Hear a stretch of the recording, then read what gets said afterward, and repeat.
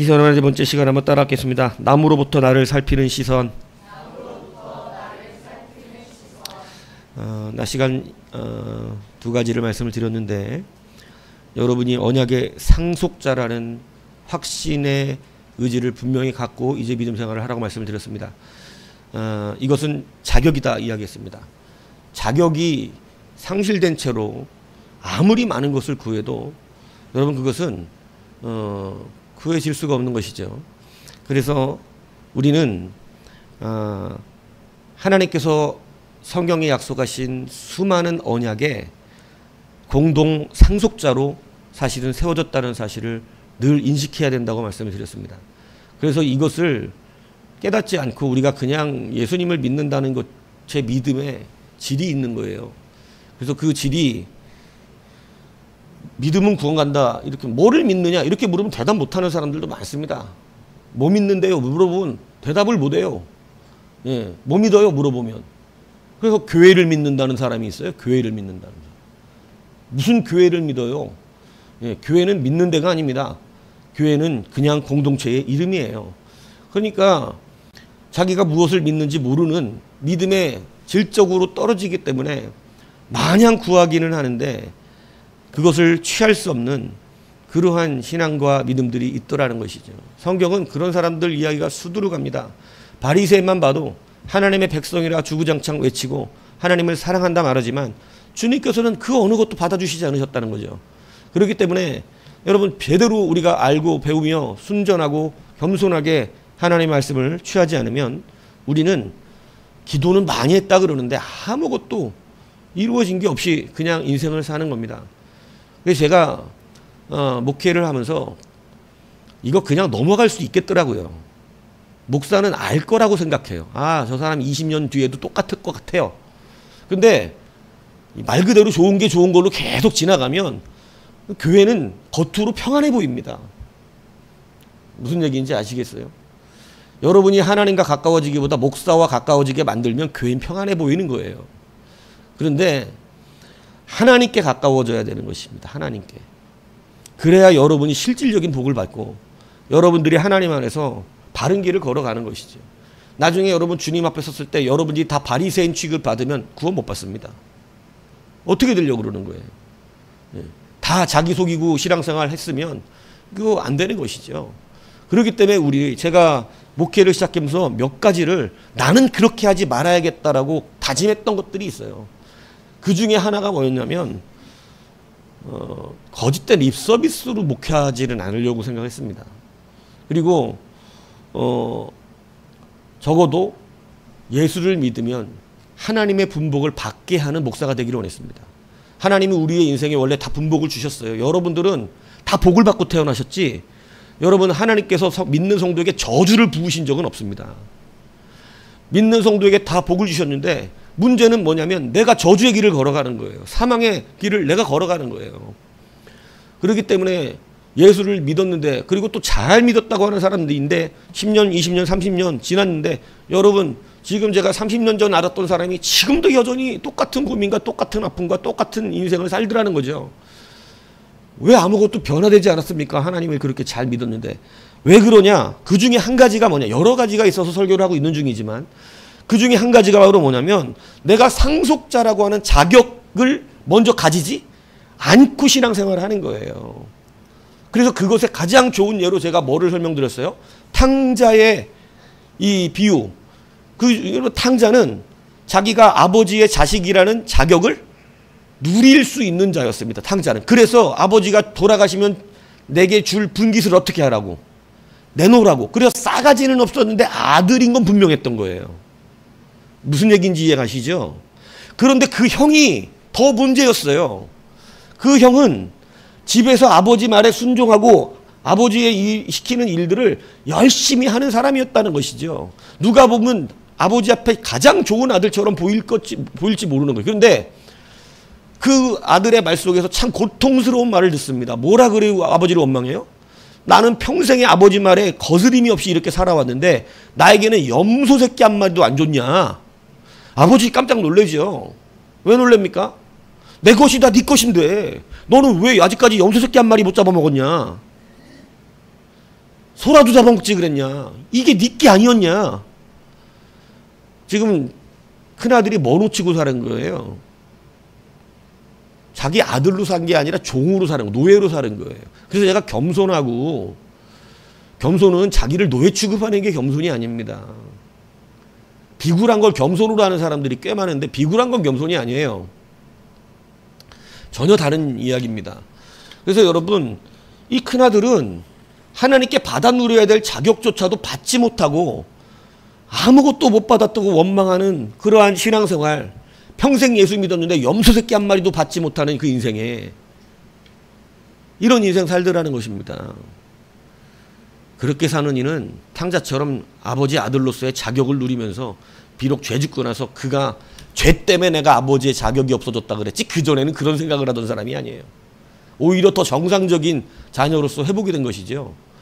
여러분, 우리가 그래서 지금 예수를 믿으면서 저는 얼마나 이 큰아들 같은 신앙생활하는 사람들이 그냥 널렸다고 생각을 하는 사람입니다. 평생 해보십시오. 염소새끼 한 마리였나. 10년 뒤에도 염소새끼 한 마리 못 얻고 20년 뒤가 돼도 염소새끼 한 마리 못 얻어요. 죽을 때까지 염소새끼 못 얻고 죽을 때도 하나님 앞에 원망하고 죽을 거야 아마. 내가 평생에 하나님 앞에 이렇게 충성했는데 하나님은 나한테 염소새끼 한 마리 안 주셨다고. 그게 그 큰형의 신앙이었어요. 저는 이게 이건 안 된다 우리 교회는. 그거 거짓말할 수 있다니까요. 큰형할 때 거짓말할 수 있어요. 잘하고 있어요. 야 충성스럽잖아. 그럴 수 있겠어요 없겠어요? 있습니다. 근데 생기는 건 없는 거야. 빨리 깨달으셔야 돼요. 이 선이 바뀌셔야 돼요. 여러분 열심히 일하는 사람 잘한다고 해주면 그냥 좋은 것 같지만 여러분 아무것도 못 받았잖아요. 그러면 바르게 가르쳐야죠. 지금 너는 아들이 아니라 노예다. 네가 하는 일은 노예로 일하고 있는 것이다. 아버지의 자녀로서 신앙생활 해라. 자격을 취득하십시오. 하나님의 자녀로서 내가 언약의 공동 상속자가 돼 있다는 것. 그래서 여러분 이게 법정 용어인데 법정 용어는 하나님도 우리 가운데 지켜주실 수밖에 없는 법이란 뜻이에요. 그래서 내가 하나님의 자녀된 상속을 받았다는 건 상속은 법정 용어예요. 그래서 상속자라고 하는 것은 법으로 받을 수 있게 돼 있는 걸 말하는 거예요. 그래서 상속은 부탁하는 게 아닙니다. 뭐 하는 거예요? 당당히 요구하는 거라 그랬잖아요. 이것은 교만을 말하는 게 아니에요. 하나님이 내게 주신 권세를 붙들고 쓰는 걸 말하는 거예요. 하나님은 오히려 그걸 기뻐하신다니까요. 내가 아버지의 자녀니까 내가 받을 분깃을, 내가 오늘 공동상속을 받게끔 하나님께서 모세에게 주셨던 약속을, 오늘 아브라함에게 주셨던 약속을 나에게 빨리 주십시오. 이게 바로 하나님이 기뻐하시는 상속자의 자격을 갖춘 자가 할 수 있는 거예요. 교만해서 할 수 있는 말이 아니에요. 자격 때문에 얻는 거기 때문에 하나님이 주신 그 자격을 능히 쓰는 거예요. 이거는 교만한 일이 아니다 이 얘기를 하는 것입니다. 그래서 이 자격을 먼저 가져야 여러분 구하는 것이 법적으로 받을 수 있게 되어서 하나님 주시는 은혜가 있는 것이에요. 그래서 여러분 얼마나 많은 자들이 탕자 형처럼 신앙생활하면서 열심히 했는데 하나님 주시는 게 없다는 거예요. 응답이 없는 거예요. 그냥 늘 똑같이 어렵게 살고 똑같이 아무것도 얻는 게 없는 것입니다. 시선 변화가 있어야 합니다. 언약의 공동 상속자라는 자격부터 확신하십시오. 여러분에게 그걸 주셨다는 것을 믿으셔야 돼요. 그래서 우리는 영적인 아브라함이 되었다는 성경의 말씀이 있어서 우리도 공동 상속자로 돼 있다는 것. 성경에 써져 있는 모든 약속은 다 우리도 받을 수 있게끔 돼 있다라고 하는 것, 이런 말씀을 드렸습니다. 두 번째 뭐 말씀드렸습니까? 상속을 받기 위해서는 상속의 자리에 있어야 하는 것이죠.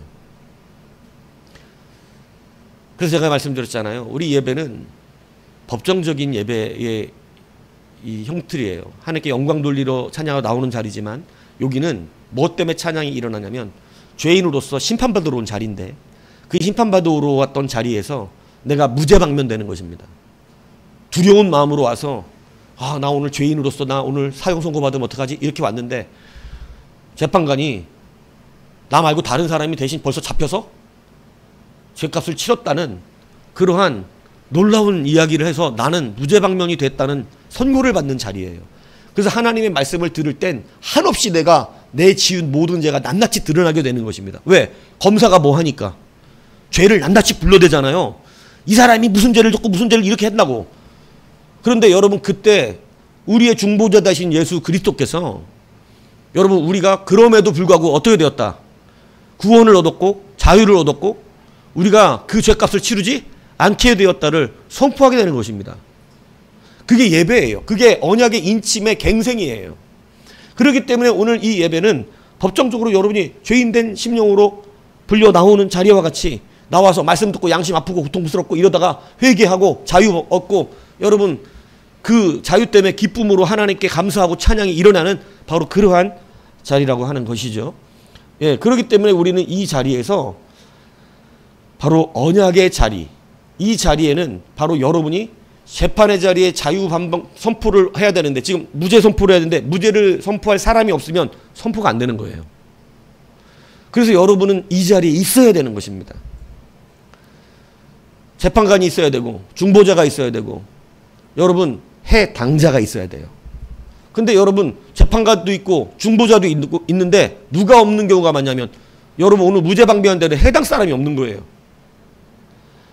언약의 자리에 나오지 않았다 이 얘기를 하는 것이죠.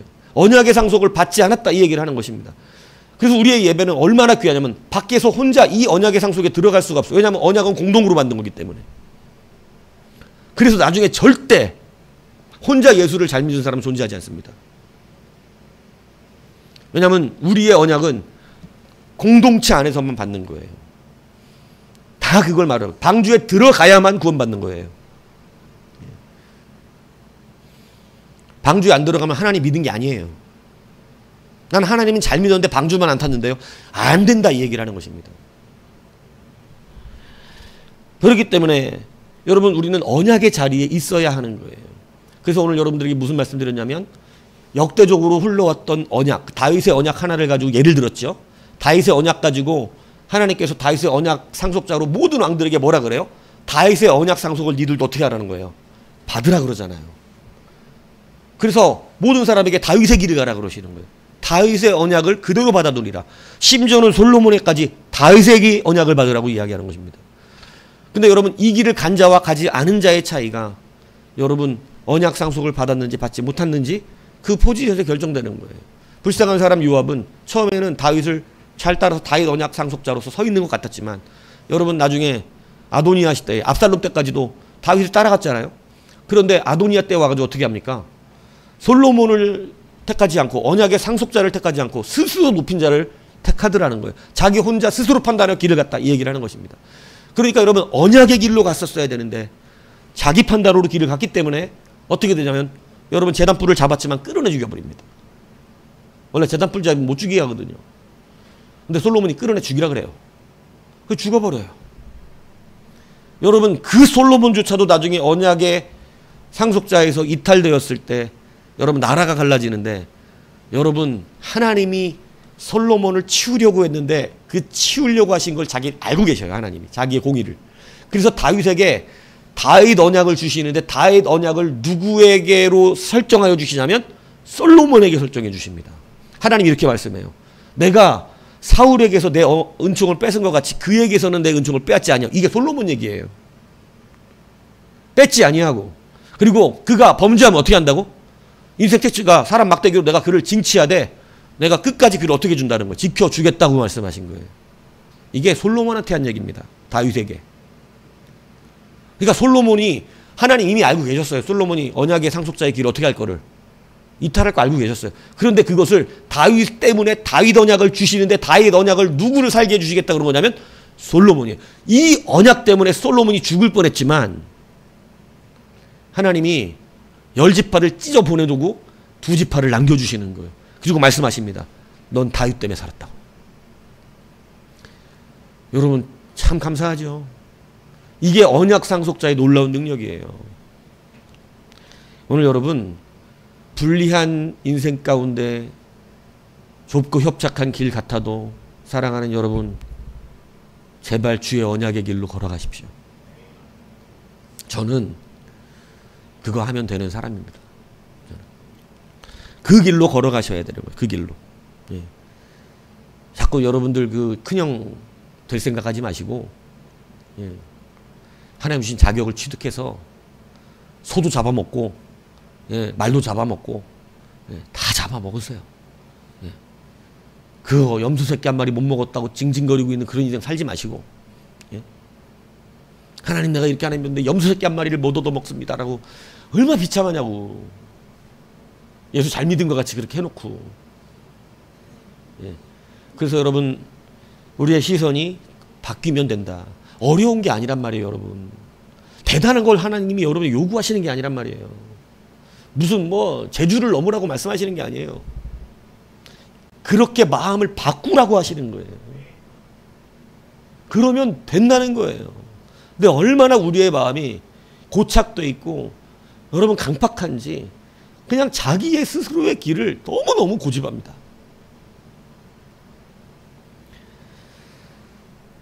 이런 새로운 하나님의 시선에 여러분들을 공동 상속자로 세우시는 은혜가 있기를 축복합니다.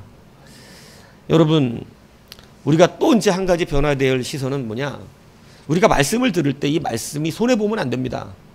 이 말씀이 손해보지 말아야 되는 것은 뭐냐면 하나님의 말씀은 여러분에게 가장 첫 번째 가는 생명이에요.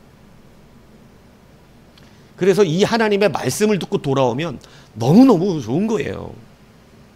하나님의 말씀이 나를 책망하면 너무너무 감사한 일입니다. 그런데 하나님의 손이 나를 책망하면 아파요. 하나님의 말씀이 나를 책망하는 건 기쁜 일이에요. 근데 하나님의 손이 나를 책망하면 아프다고요. 그래서 우리가 이 지혜, 이 시선이 생겨나야 돼요. 성경이 우리는 남의 일도 나의 일처럼 여길 수 있는 조명을 가지라고 가르치는데 그게 지혜서에 자꾸 나오지요. 예. 우리가 남의 것을 보면 그것으로 누구를 칠하는 거예요? 자기를 칠하는 거예요. 자기를.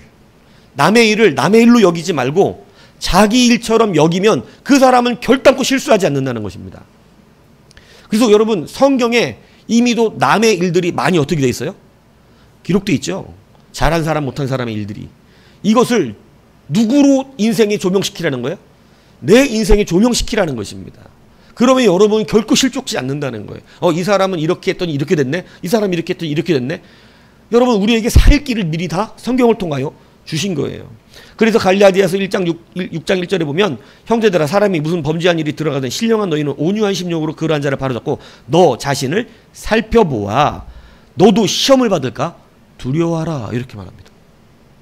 여러분 우리는 남들 시험 받고 나쁜 죄를 지으면 진짜 뭐 쉽게 정죄하지만 그렇게 하지 말고 그들이 그렇게 범죄하여 무너졌을 때 어떤 시험을 받아 넘어지면 나 자신을 살펴보라고 말씀하시는 거예요.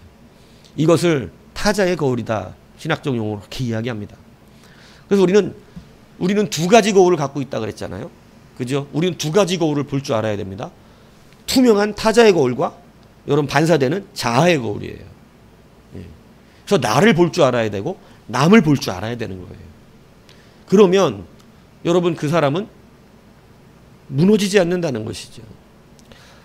그래서 여러분 우리가 남의 일도 내가 겪는 일처럼 조명할 수 있는 실력을 가졌다면 그 사람은 여러분 넘어지지 않는다는 거예요. 오늘 바로의 이야기가 나옵니다. 여러분 바로는 이스라엘 백성을 보낼 거라고 계속 얘기하는데 여러분 10번이나 재앙을 받습니다. 10번이나 재앙을 받아요. 그리고 10번 받고 나서 결국 보내줍니다. 왜 그랬을까요? 아니 그렇게 꼭 10번을 다 받아야 돼? 근데요 하나님이 바로가 20번 100번도 받을 뻔했어요. 20번 100번도 시선이 변화되지가 않아서. 자, 왜 10번에 끝났는 줄 아세요? 9개까지는 자기하고 직접 관련이 없어요. 재앙이. 9개까지는 그냥 일어나는 나라의 일이에요. 한번 살펴볼까요? 첫째는 물이 뭐가 됐어요? 피가 됩니다. 날강한 하피라는 신이죠. 그래서 신들을 치시는 거긴 합니다. 그런데 여러분, 물이 피가 됐어요. 자기네 나라에. 나하고 직접 관련은 없죠. 내 개인적으로. 예, 뭐 나라 물이 피가 됐어도 예, 강팍합니다. 두 번째 뭐였어요? 개구리 재앙이죠. 헤게트라고 하는 신인데 출산과 다산의 여신이에요. 막 모든 것을 풍요롭게 많이 낳는 거예요. 개구리가 얼마나 많이 나왔는지, 그래 니네가 이 개구리 믿지, 개구리가 풍요의 신이라고. 한번 개구리 풍요롭게 해봐. 온 세상 천지가 개구리야. 하나님 참 재밌게 심판하시는 거예요. 다산의 신 개구리를 받아라 이러면서 개구리가 그러니까 다산의 신도 웬만히 다산이어야지. 그래갖고 자기네가 신뢰하는 신이 자기네들 괴롭히는 신으로 바뀌는 일이었습니다. 근데 어때요? 나랑 직접 관련 없죠? 내가 뺨 맞은 거 아니죠? 예, 지나갑니다. 또 강팍해집니다. 세 번째 재앙, 이 재앙이죠. 게브라입니다. 땅의 신입니다. 땅의 티끌이 이로 변하는 거예요. 그러니까 땅을 믿었는데 땅이 다 이로 변해서 사람들 물어 뜯기 시작하는 거예요. 이것도 하나님께서 신에 대한 심판이었어요. 네 번째 파리 재앙이죠. 예, 케풀이라는 신입니다. 생명과 재상을 말합니다. 다섯 번째 가축의 돌림병이죠. 이 아피스는 황소신을 말하는 건데 황소신이 다 병들어 죽습니다. 네, 여섯 번째 악성종기죠. 이 이무호텝이랍니다. 의술과 치료의 신인데 이 의술과 치료의 신이 자기네들이 오히려 막 종기가 나가지고 못 고치는 거예요. 일곱 번째 우박재앙입니다. 누투입니다. 하늘의 여신인데 하늘의 여신이 뭘 실수했는지 우박을 떨어뜨려가지고. 여덟 번째 메뚜기 재앙입니다. 파괴의 신, 전쟁의 신이죠. 근데 메뚜기가 와서 자기네들 동네 모든 농작물을 다 파괴합니다. 아홉 번째 흑암 재앙입니다. 태양신입니다. 태양이 어두워져 버렸어요. 근데 여러분, 이 9가지는 나하고 직접 관련이 없어. 근데 10번째 재앙이 바로가 이때 꼬꾸라지거든요. 10번째 재앙은 내 큰아들이 죽는 겁니다. 이거 내일이죠. 이건 내일입니다. 지금 9가지 재앙은 나라가 난리가 났든 말든 내가 직접 아픈 게 아니야. 근데 내 큰아들이 죽는 거는, 장자가 죽는 이거는 내일이었던 거예요. 바로의 어리석음입니다. 왜 이렇게 어리석어서 남의 것 9가지를 볼 때 돌아서지 못하고 꼭 자기가 경험을 해야 돌아서는가? 어리석은 것이지. 하나님이 10번째 장자의 재앙을 두질 않고 100번째 장자의 재앙을 두었다면 아마 이 어리석은 바로는 나라가 끝났었을 겁니다. 그래도 버럭버럭 하나님 앞에 덤볐을 거예요. 무엇이 바뀌지 않으면. 여러분, 하나님은 우리 가운데 나를 말씀하시기 전에 다른 걸 먼저 보게 하십니다. 다른 걸 먼저 듣게 하시고 다른 걸 먼저 깨닫게 하세요. 그래서 하나님이 굉장히 우리를 부드럽게 만지시는 분이라는 걸 아셔야 돼요. 우연히 본 TV나 우연히 본 말씀 속에서 전혀 나랑 관계없는 이야기인 것 같은데 나를 지명하고 있는 말들이 있습니다. 그래도 안 들으면 이제 직접적으로 나에게 말씀하시기 시작하십니다. 이거 네 얘기잖아. 너 양심 안 찌리나? 이거 네 얘기잖아. 그래도 안 들으면 이제 손을 들어요. 여기까지 오면 어리석은 것입니다. 왜 우리의 시선은 나에게 고정돼서 남들이 이미도 하나님 앞에서 겪었던 일들을 나를 조명 삼을 수 있는 그러한 지혜로서 가지지 못하는지 모르겠어요. 여러분, 그렇기 때문에 우리의 시선이 신앙생활의 또 기쁨을 위해서 작은 것이지만 민감하게 나의 것으로 볼 수 있는 이것이 필요하다는 것이에요.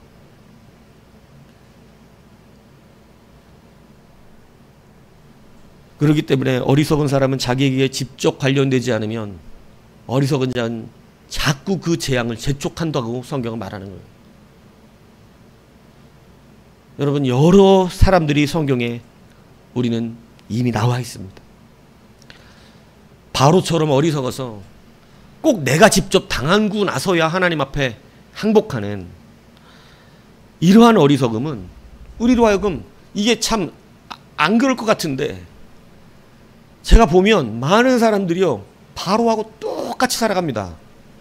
그 끝에 다다를 때까지 다 남의 얘기예요. 그 전에 얼마나 하나님이 부드럽게 말씀하셨습니까? 바로에게도 부드럽게 말씀하셨어요. 처음에 우리 백성을 하나님께서 보내달라 그런다. 원래 니네 백성이 아니다. 하나님의 백성이니까 하나님께서 그들을 내보내라 그러신다. 바로 하나님의 백성은 보내야죠. 이렇게 나왔으면 그때 들었으면 바로는 그렇게 힘들지 않았을 거예요. 근데 바로가 하나님을 만만하게 봤어요. 여호와가 누구네요? 그러니까 하나님이 그 말을 듣고 나서 하나님 그때 결심하세요. 뭐라고? 여호와가 누군지를 보여주겠다고.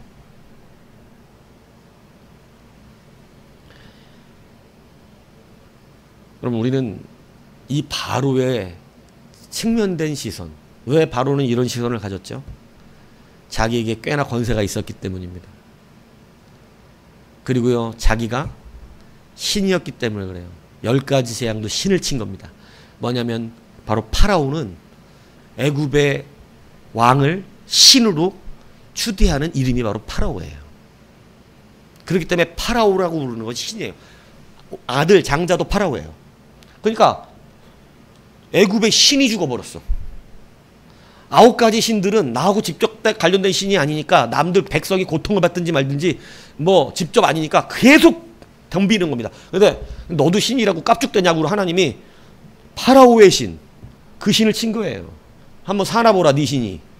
여러분, 이건 나하고 직접 관련된 거다 보니까 여러분, 세상에 다른 신을 칠 때 깨달아야 한다는 거죠. 내가 가진 우상을 치시기 전에 그 우상을 버려야 한다는 것입니다.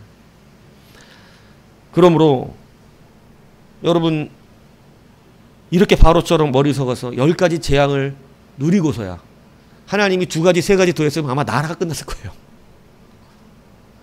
근데 10가지로 마치시면서 직접적으로 경험하게 하시는 겁니다. 근데도 정신 못 차리고 나중에 또 쫓아오죠. 이 홍해까지. 예. 어리석은 사람은 남의 것을 내 것으로 조명하지 못해요. 출애굽 1세대를 보십시오. 이 출애굽 1세대가 얼마나 어리석은지. 바로는 10가지 재앙을 통하여 경험했음에도 하나님을 대적했는데 출애굽 1세대는 10가지의 기적을 보고도 하나님을 대적합니다. 참 놀랍죠. 하나님께서 민수기 14장 20절 이렇게 말씀하셨어요. 내 영광과 애굽의 광야에서 행한 내 이적을 보고서도 이같이 10번이나 나를 시험하고 내 목소리를 청종하지 아니한 이 사람들을 하나님 화가 나셨어요.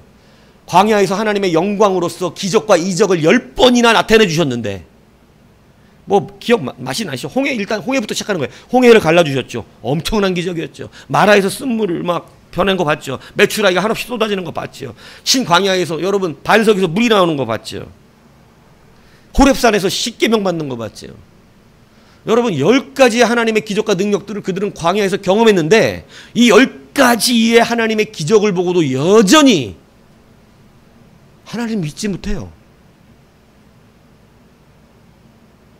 우리의 살면서 수많은 하나님을 향한 간증들이 우리 안에 있다고 말하면서도 그걸 자랑이나 하지 않았으면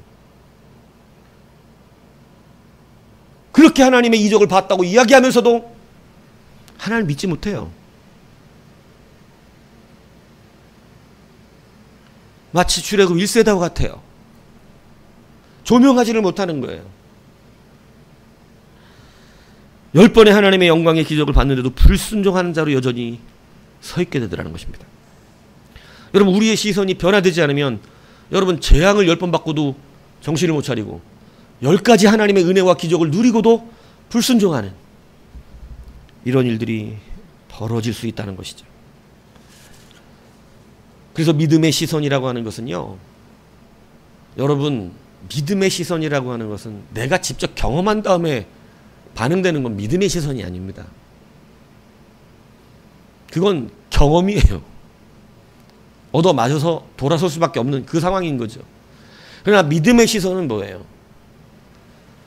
하나님이 역사하시는 성경 안에 있는 이야기를 먼저 듣고 나의 이야기로 조명시키는 것입니다. 성경에서 실수한 자들의 이야기를 듣고 나의 것으로 나를 살펴서 나는 그 실수 안에 들어가지 않는 걸 말하는 것이에요. 10가지 재앙을 받아도 안 되고 10가지의 기적을 봐도 안 되는, 우리는 이렇게 얘기합니다.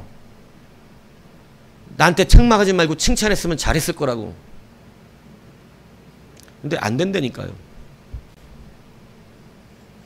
10가지 재앙도 안 되고 10가지 기적도 안 돼요. 뭐가 안 바뀌면요? 시선이 안 바뀌면 안 됩니다. 재앙이나 기적이 문제가 아니라 시선이 문제예요.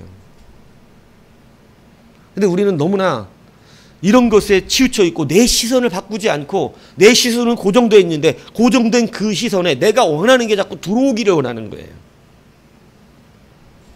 그런데 여러분, 이제 여러분의 시선을 바꿔서 여러분 지혜롭게 이제 그것을 적용하여 살 줄 알아야 합니다. 왜 여호수아가 지혜로운 지도자였는지 아세요? 여러분, 여호수아는 한 번 봤어요. 12명의 12지파에서 한 명씩 뽑아가지고 12명의 정탐꾼을 보냈더니 각자 말이 다른 거야. 10명이 안 된다 그러는 거예요. 2명 여호수아 자신과 갈렙만 들어갈 수 있다고 말한 거예요.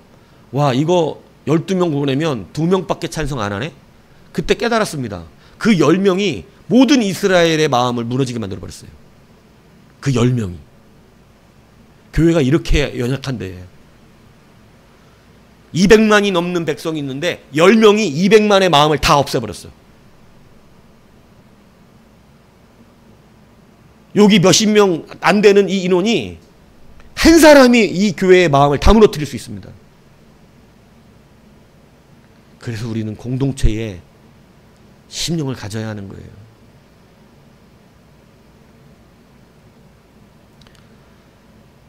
그래서 여호수아는요, 자기가 길리는 사람 딱 2사람 보냅니다. 뭘 봐도 뭐라고 어떻게 될까? 자기 시선에 뭐가 들어오기를 바라는 사람이 아니라 하나님의 시선으로, 믿음의 시선으로 볼 수 있는 사람 2사람 딱 보내요. 대단한 거라고 생각합니다. 2사람 갔다 와서 그래요. 여러분 아시잖아요. 정탐 제대로 했어요, 못했어요? 못했어요. 술집 들어갔잖아요. 라합의 집에 기생집 들어가가지고 숨어 있었잖아요. 숨어 있다가 찾으러 발각돼갖고 이미 동네는 돌아다니고 군사가 얼마 있는지도 몰라. 숨어 있다가 라합이 숨겨주고 밤에 줄로 내려줘서 그 길로 3일 동안 숲에 숨어 있다가 다시 돌아옵니다. 근데 와서 뭐라 그래요? 다 쓸어버릴 수 있다고. 아무것도 아니라고. 우리가 이기겠다고. 2사람이 이스라엘 200만의 마음을 어떻게 합니까? 강인하게 만들어낸 거예요. 여러분, 이게 자기조명 적용이에요. 이게 지혜예요. 똑같은 것을 가지고 우리는 어떤 이에게 힘을 얻을 수 있고 어떤 이에게 비참해질 수 있는 그러한 일들이 있어요. 반면에 발람 선지자 보십시오. 그는 나귀가 자기가 가는 길에 기적이 일어났어요. 나귀가 말해요. 나귀가 말을 한다고. 여러분, 경험해 봤어요? 나귀가 말하는 거? 요즘 가끔 유튜브 보면 말하는 동물 나오더라고. 어?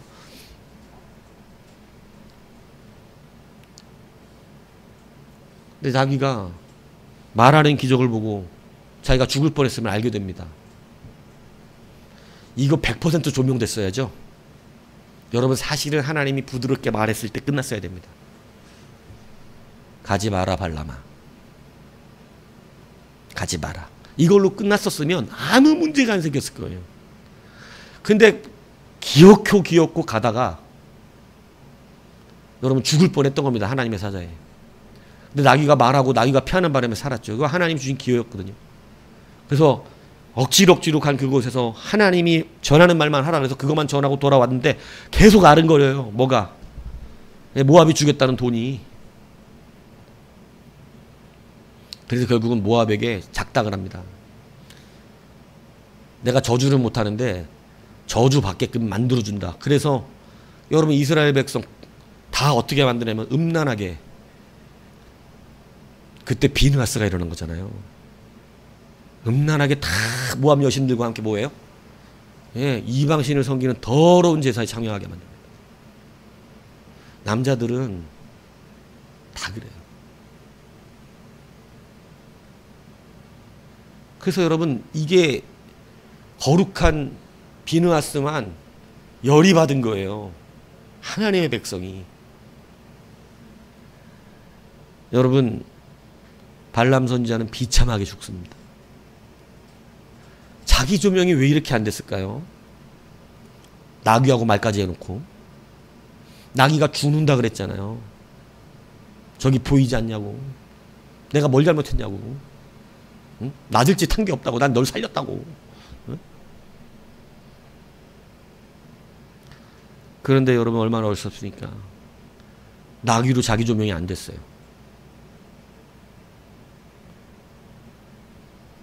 이게 지금 이 시대 우리가 하나님 앞에 범죄하고 무너지는 우리의 제한된 시선이에요. 어떤 사람 아버지가 술과 여자로 폭망하고 폭력과 노름으로 나락간 경험들을 합니다. 그런 아버지를 증오합니다. 근데 나중에 보니까 지도 그런 인생 삽니다. 왜 조명이 안 됐을까요?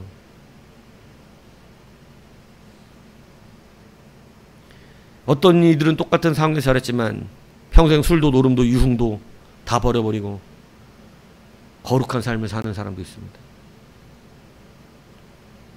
왜 똑같은 상황 속에서도 조명이 되지 않을까요? 시선의 문제입니다. 성경은 우리보다 앞서 체험된 많은 하나님의 순종한 백성들의 이야기를 담고 있고 불순종한 사람들의 이야기를 담습니다. 이 이야기들은 때로 우리의 양심을 칼과 같이 예리하게 찔러 쪼갭니다.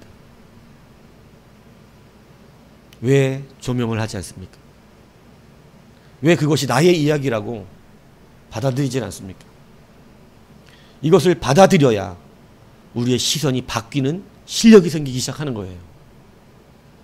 이게 바뀌면 이제 여러분 우리는 하나님의 부드러운 말 속에서 이미 우리의 미래를 지탱해 나가고 분별할 수 있는 분별력이 생기게 되는 것입니다.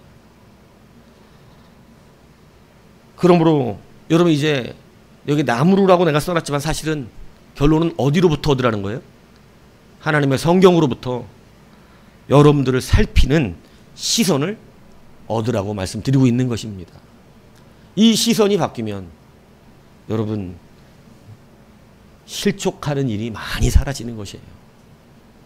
그래서 다시 한번 여러분 9가지 재앙 나랑 관련 없다고 쌍그림 무시했던 바로 하나님이 드디어 그와 관계이시 치니까 항복해버리잖아요. 9번까지 하나님이 하나님의 능력을 보여주신 거였잖아요. 그 안에 정신 차렸으면 그렇게 고통받지 않았을 거잖아요. 여러분 10가지 하나님의 은혜의 기적을 보고도 10번 다 하나님을 시험하게 만든 그러한 짓을 뭐 하려고 합니까? 왜 이렇게 바로처럼 혹은 출애굽 1세대처럼 은혜를 받아도 그 모양이고 하나님 앞에 책망과 재앙을 받아도 그 모양이냐? 우리의 시선이 너무 자기중심적으로 한 곳에 치우쳐져 있기 때문에 그래요. 이제 이 시선을 여러분 돌려 하나님의 말씀들을 바라보십시오. 그리고 나를 조명하는 거울로 삼으십시오. 그것이 오늘 우리에게 하나님의 말씀을 주시고 가르치시는 이유예요. 그래서 여러분 시선의 변화를 통해서 오늘은 공동 상속에 관련된 부분으로 계속 말씀을 드렸죠. 여러분들이 이 안에서 다시 한번 하나님의 의와 기쁨과 또 열어주시는 그 길에서 평강하게 승리하기를 주님의 이름으로 축복합니다.